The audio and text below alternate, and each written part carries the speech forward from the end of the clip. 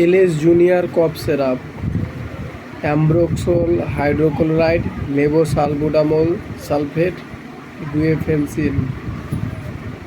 এটি mucolytic expectorant, মানে কফ out, কফ বের করতে, বাচ্চাদের খাসি মানে বুক ঠেসে, বুকে মানে আওয়াজ করা, স্যাঁস্যা করা, বুকের মধ্যে কফ জমে যাওয়া ক্ষেত্রে ব্যবহার করা হয় এটি।